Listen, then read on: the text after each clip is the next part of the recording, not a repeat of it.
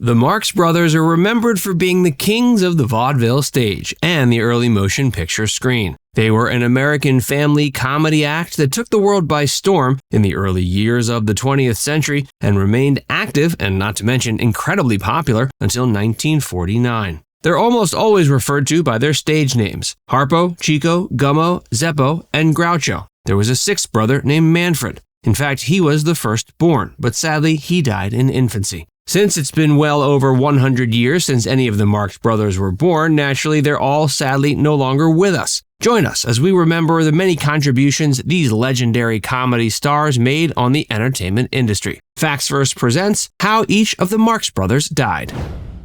Chico. Leonard Joseph Chico Marx was born March 22, 1887 in Manhattan. He was the oldest brother in the Marx Brothers comedy troupe. His stage persona consisted of a charming, educated, yet cunning con artist. He appeared to be of rural Italian heritage and wore shabby clothing while sporting a curly-haired wig with a Bavarian hat. On screen, Chico often allied himself with Harpo, as the two were frequently each other's partners in crime. He was also frequently depicted as attempting to outfox or con Groucho. Not only was Chico an important player in the troupe, but he also played the role in the group's management and development during their early years. Chico adopted his signature Italian accent, growing up around many Italian immigrants who lived in his neighborhood. While the brothers were originally managed by their mother Minnie, after Chico assumed that duty, he guided the act into stardom. He was the one who first secured the brothers their first international booking in London. Later on, he got them on Broadway and ultimately landed them a contract with MGM with a little help from Irving Thalberg. Stardom ended up taking a nasty toll on several of the Marx Brothers, Chico included.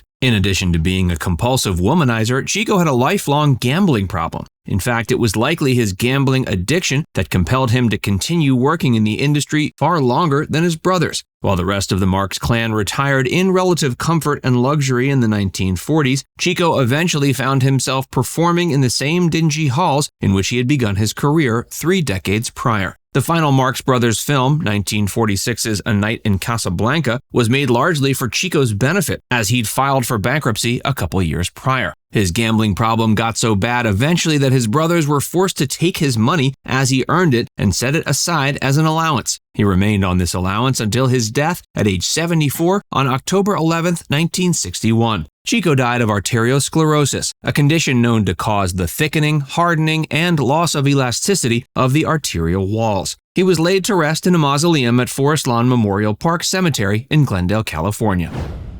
Harpo.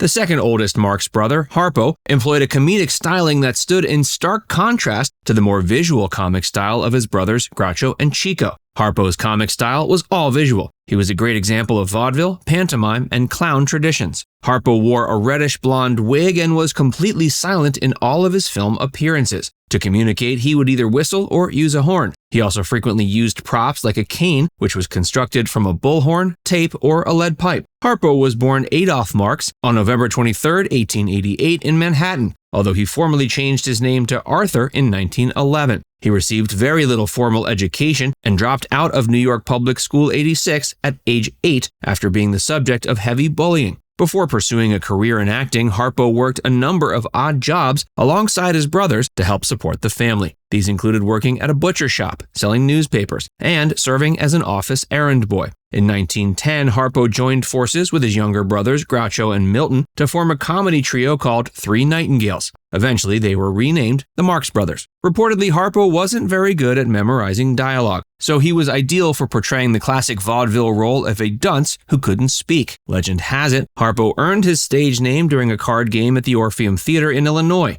According to this telling of events, the dealer took to referring to him as Harpo because he played a harp. This version of events, however, has been disputed. After the Marx Brothers disbanded, Harpo went on to appear in 2 feature films, The Story of Mankind and Got It Made, the latter of which seems to be lost to history. Harpo enjoyed a thriving TV career, frequently guest starring on programs like I Love Lucy, The Red Skelton Hour, and The DuPont Show. Harpo passed away September 28, 1964, at age 75 in an LA hospital, one day after having open heart surgery. His remains were cremated, and a portion of his ashes are said to have been scattered in the sand trap at the 7th hole of his favorite golf course in Rancho Mirage, California.